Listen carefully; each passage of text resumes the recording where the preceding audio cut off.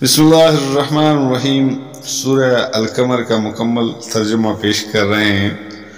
شروع اللہ کا نام لے کر جو بڑا مہربان نہایت رحم والا ہے۔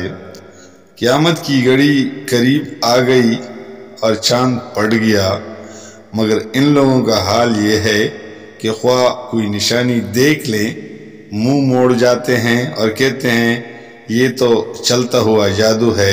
انہوں نے اس کو بھی جھٹلا دیا اور اپنی خواہشات نفس ہی کی پیروی، ہر معاملے کو آخرکار ایک انجام پر پہنچ کر رہنا ہے۔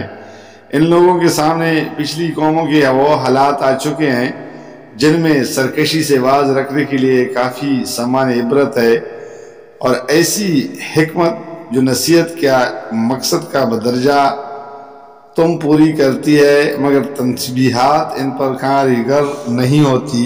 پس اے نبی صلی اللہ علیہ وسلم ان سے رخ پھیر لو۔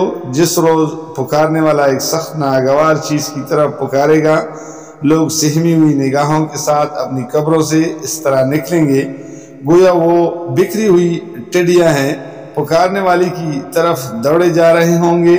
اور وہی منکرین جو دنیا میں اس کا انکار کرتے تھے اس وقت کہیں گے کہ یہ دن تو بڑا کٹھن ہے۔ ان سے پہلے نوح علیہ السلام کی قوم جھٹلا چکی ہے، انہوں نے ہمارے بندے کو جھوٹا قرار دیا اور کہا کہ یہ دیوانہ ہے، اور وہ بری طرح جھڑکا گیا۔ آخرکار اس نے اپنے رب کو پکارا کہ میں مغلوب ہو چکا، اب تو ان سے انتقام لے۔ تب ہم نے موسلادھار بارش سے آسمان کے دروازے کھول دیے اور زمین کو پاڑ کر چشموں میں تبدیل کر دیا، اور یہ سارا پانی اس کام کو پورا کرنے کے لیے مل گیا جو مقدر ہو چکا تھا۔ اور نوح علیہ السلام کو ہم نے ایک تختوں اور کیلوں والی پر سوار کر دیا جو ہماری نگرانی میں چل رہی تھی۔ یہ تھا بدلہ اس شخص کی خاطر جس کی ناقدری کی گئی تھی۔ اس کشتی کو ہم نے ایک نشانی بنا کر چھوڑ دیا۔ پھر کوئی ہے نصیحت قبول کرنے والا؟ دیکھ لو کیسا تھا میرا عذاب اور کیسی تھی میری تنبیہات۔ ہم نے اس قرآن کو نصیحت کے لیے آسان ذریعہ بنا دیا ہے، پھر کیا ہے کوئی نصیحت قبول کرنے والا؟ عاد نے جھٹلا دیا تو دیکھ لو کہ کیسا تھا میرا عذاب اور کیسی تھی میری تنبیہات۔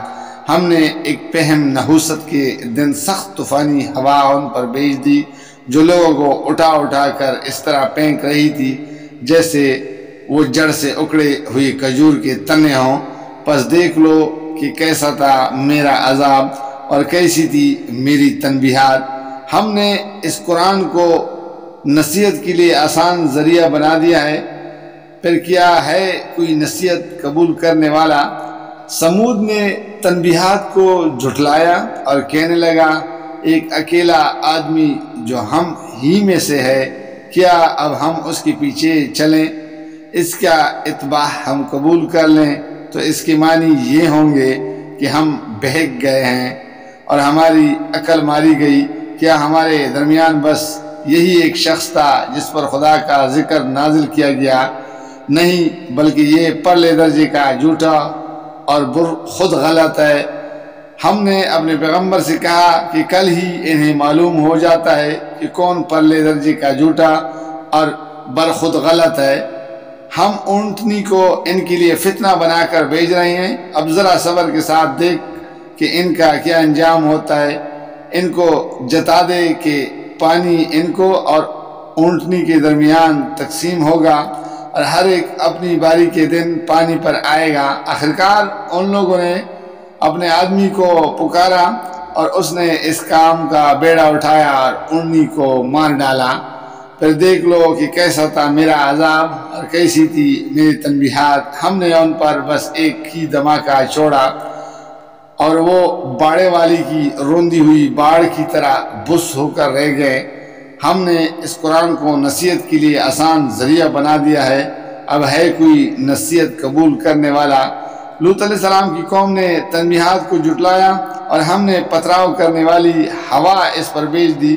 صرف لوط علیہ السلام کے گھر والے اس سے محفوظ رہے، ان کو ہم نے اپنے فضل سے رات کے پچھلے پہر بچا کر نکال دیا۔ یہ جزا دیتے ہیں ہم ہر اس شخص کو جو شکر گزار ہوتا ہے لوط علیہ السلام نے اپنی قوم کے لوگوں کو ہماری پکڑ سے خبردار کیا، مگر وہ ساری تنبیہات کو مشکوک سمجھ کر باتوں میں اڑاتے رہے۔ پھر انہوں نے اسے اپنے مہمانوں کی حفاظت سے باز رکھنے کی کوشش کی۔ آخرکار ہم نے ان کی آنکھیں موند دی کہ چکھو اب میرے عذاب اور میرے تنبیہات کا مزہ۔ صبح سویرے ہی ایک اٹل عذاب نے ان کو آ لیا۔ چکھو مزہ اب میرے عذاب کا اور میرے تنبیہات کا۔ ہم نے اس قرآن کو نصیحت کے لیے آسان ذریعہ بنا دیا ہے، پس ہے کوئی نصیحت قبول کرنے والا؟ اور آل فرعون کے پاس بھی تنبیہات آئی تھی، مگر انہوں نے ہماری ساری نشانیوں کو جھٹلا دیا۔ آخر کو ہم نے انہیں پکڑا جس طرح کوئی زبردست قدرت والا پکڑتا ہے۔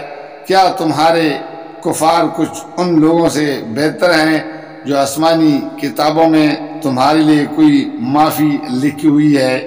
یا ان لوگوں کا کہنا یہ ہے کہ ہم ایک مضبوط جتھا ہیں، اپنا بچاؤ کر لیں گے، عنقریب یہ جتھا شکست کھا جائے گا اور یہ سب پیٹ پیر کر بھاگتے نظر آئیں گے، بلکہ ان سے نمٹنے کے لیے اصل وعدے کا وقت تو قیامت ہے، اور وہ بڑی آفت اور زیادہ تلخ ساعت ہے۔